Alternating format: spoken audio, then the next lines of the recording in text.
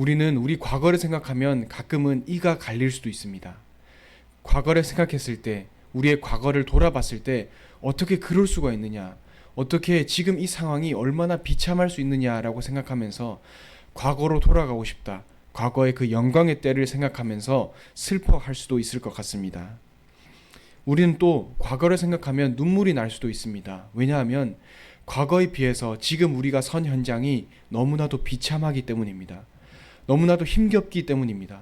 오늘 이 시인의 상황도 그렇습니다. 시편 137편의 상황은 포로로 잡혀간 상황에서 이 시인이 하나님을 찬양하고 있는 것입니다. 하나님을 찬양하고 있는데 과거의 영광이 그리고 지금이 너무나 차이가 나기 때문에 지금 너무나 비참한 이러한 상황에서 하나님을 찾고 그 원수들과 그 바벨론의 악인들에게 저주를 퍼붓고 있는 것입니다. 우리의 현장도 이와 비슷합니다. 비참한 우리의 현장, 너무나 힘이 빠지는 우리의 현장 가운데서 우리가 고백할 것은 무엇입니까? 우리가 바라볼 희망은 무엇인지 우리가 오늘 본문을 통해서 확인할 수 있습니다. 기도하겠습니다. 하나님 아버지 감사드립니다. 하나님, 우리가 과거 하나님의 인도하심을 기억하며 오늘 현장에 서 있습니다. 우리가 지금 이 순간 이 현장에서 힘겹다 하더라도 우리가 하나님께서 우리를 인도해 오셨던 그 영광의 때를 잊지 않게 하여 주시옵소서. 하나님이 우리에게 어떻게 은혜 주셨고 어떻게 우리를 인도해 오셨는지를 기억하고 그것에 우리의 유일한 소망을 두게 하여 주시옵소서. 살아계신 예수 그리스도 이름으로 기도드립니다. 아멘.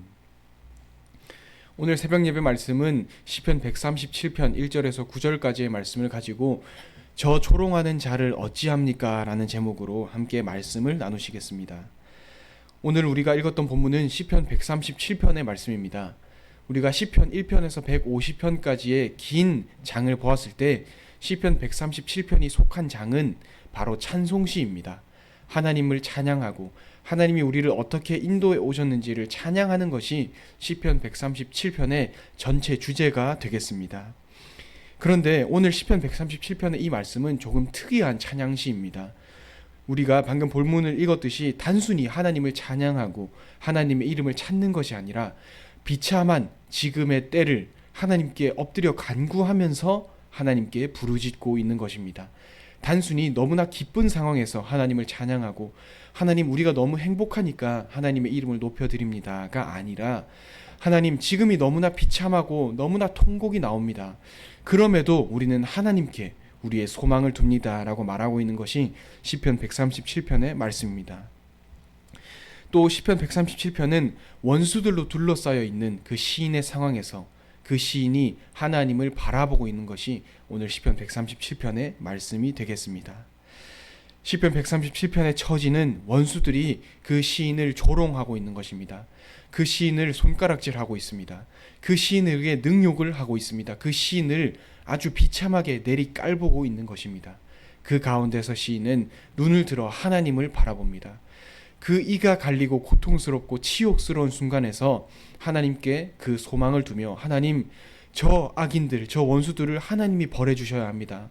그들을 하나님이 저주하셔야 합니다 라고 하면서 그 비참한 상황에서도 하나님을 향한 소망과 그 희망의 끈을 놓지 않는 것이 오늘 본문인 시편 137편의 말씀이 되겠습니다.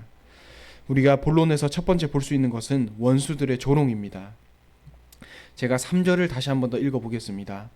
이는 우리를 사로잡은 자가 거기서 우리에게 노래를 청하며 우리를 황폐하게 한 자가 기쁨을 청하고 자기들을 위하여 시온의 노래 중 하나를 노래하라 함이로다. 이렇게 되어 있습니다.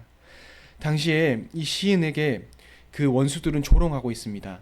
바벨론의 포로로 잡혀간 그러한 시대적 상황이었는데요. 바벨론 포로로 잡혀갔는데 그 바벨론 사람들이 그 포로로 잡은 그 시인에게 조롱하고 있는 것입니다. 조롱의 내용은 이렇습니다. 우리가 3절 방금 읽었듯이 시온의 노래를 한번 불러보라는 것입니다. 너 얼마나 치욕스러운지 우리는 생각할 수 있습니다.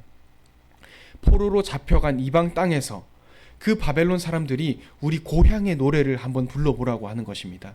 이 얼마나 눈물겹고 또 치욕스럽고 정말 분노가 일어나는 장면이 아닐 수 없는 것입니다. 그 포로로 잡혀간 상황에서 어떻게 너희 고향의 노래를 한번 불러봐 라고 말하고 그렇게 조롱하고 손가락질하고 있는 것입니다. 시온의 노래를 불러보라고 바벨론 사람들이 이 시인에게 말하고 있습니다. 시온의 노래는 이스라엘 백성이 찬양을 했던 그 노래가 바로 이 시온의 노래입니다. 시온의 노래는 여러 가지 찬양집 중에 하나입니다. 바벨론은 그 시인을 바벨론의 포로로 잡아가면서 너희 하나님을 예배하고 하나님을 찬양하는 그 찬양을 한번 불러봐라. 우리는 비록 이방신을 섬기지만 내가 너를 포로로 잡아왔으니까 너는 찬양 한 곡 해봐 라고 아주 비참하게 그 시인을 내리 깔보고 있는 것입니다. 이 시인이 오늘 분노할 만하겠죠. 왜냐하면 포로로 잡혀간 것도 억울한데 포로로 잡혀갔는데 그 하나님을 멸시하고 하나님이 아닌 이방 신을 섬기는 이방의 바벨론 사람들이 이 시인에게 찬양을 한 곡 해보라는 것입니다. 찬양을 한 곡 불러보라는 것입니다. 너무나 치욕스러운 상황이 되는 것이겠지요. 그 조롱의 상황, 그리고 그 억울하고 비참한 상황, 가슴이 처지는 그 상황 가운데에서 이 시인은 처해 있는 것입니다. 그래서 4절에서 이 시인은 말하고 있습니다. 우리가 이방 땅에서 어찌 여호와의 노래를 부를까? 이방 땅에서 또 그 바벨론은 심지어 이방의 신을 섬기는 사람들인데 어떻게 그들 앞에서 하나님을 찬양하는 찬양시를 부를 수 있겠습니까? 라고 하나님께 지금 간구하고 있는 것입니다. 실제로 이 시인의 간구는 그 시인의 애통함과 그 부르짖음은 너무나 합당했습니다. 그들은 그 자존심이 아주 짓밟혔습니다. 이방 신들을 섬기는 그 이방 사람들 앞에서 하나님을 찬양하는 것이 얼마나 치욕스러웠겠습니까? 그 가운데에서 우리가 두 번째로 볼 수 있는 것은 그 가운데에서의 시인의 반응입니다. 5절입니다. 예루살렘아 내가 너를 잊을진데 내 오른손이 그의 재주를 잊을지로다. 시인은 아주 강력한 의지를 보입니다. 내가 너를 잊을진데 내 오른손이 그의 재주를 잊을지로다. 이 말은 내가 너를 만약에 잊는다면 내 오른손이 망하게 될 것이다. 이렇게 말하고 있는 것입니다. 가정법을 말하고 있는 것인데요.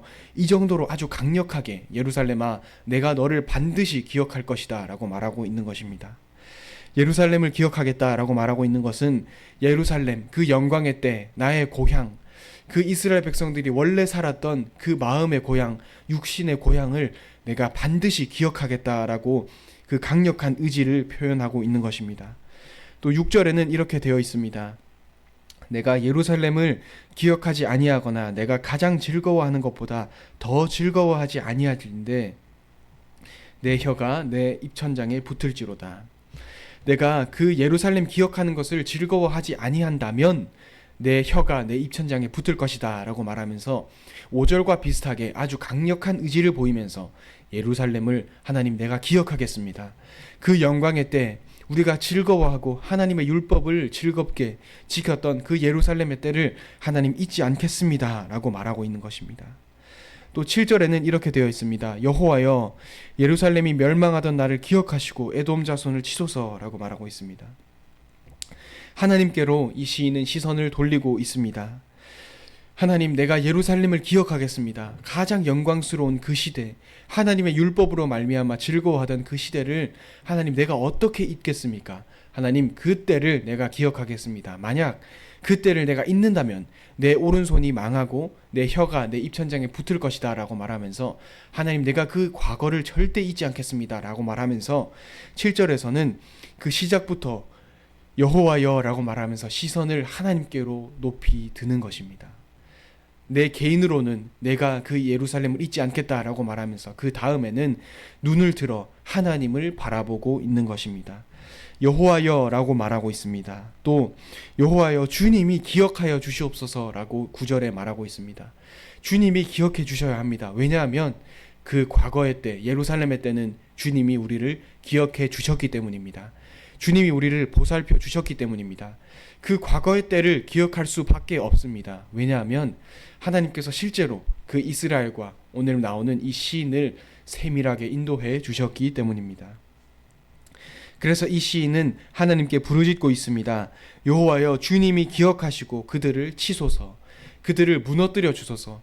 그 원수들과 그 악인들, 그 바벨론들 나를 조롱하고 나를 억울하게 만들고 나를 비참하게 짓밟고 나의 자존심, 하나님의 백성으로서의 자존심마저 내팽겨치는 그 원수들을 하나님께서 짓밟아 주소서라고 하나님께 부르짖고 있는 것입니다. 이 시인은 다른 곳에 소망을 둘 데가 없었습니다. 실제로 포로로 잡혀있던 상황이었고, 시편 137편에 이 시인이 바벨론의 여러 강변에 포로로 잡혀가서 아주 힘이 쫙 빠져서 앉아 있었던 그 시절에 떠올렸던 것도 다른 것이 아니었습니다. 그 시인이 떠올렸던 것은 단 하나, 과거 그 영광의 때였습니다. 하나님이 우리를 어떻게 인도해 오셨고, 하나님이 우리를 어떻게 지키셨으며, 하나님이 우리를 어떻게 세밀히 지키시고 역사하셨는지를 시인은 오직 거기에만 지금 소망을 두고 있는 것입니다. 왜냐하면 과거를 기억하기 때문입니다. 하나님이 우리를 기억했던, 하나님이 우리를 인도해 주시고 보살펴 주셨던 그 과거의 때는 너무나도 찬란했던 시대였기 때문입니다. 예루살렘의 시대, 또 그 시온의 시대, 그 영광의 시대를 생각하면 너무나도 행복하고 기뻤는데, 그 과거와 지금은 너무나도 큰 차이가 있습니다. 그 가운데에서 이 시인은 하나님께 시선을 두며 하나님 그들을 기억하시고 그들을 치소서라고 말하고 있는 것입니다. 시인은 예루살렘을 반드시 기억하겠다는 강력한 의지를 보인다고 우리는 함께 보았습니다. 시인은 하나님께 강력한 의지를 드러냅니다. 하나님, 내가 예루살렘을 어떻게 잊겠습니까? 라고 말합니다. 그와 동시에, 그와 더불어서 하나님, 나도 예루살렘을 잊지 않겠습니다. 그와 동시에 하나님도 우리를 기억해 주시옵소서라고 말하고 있습니다.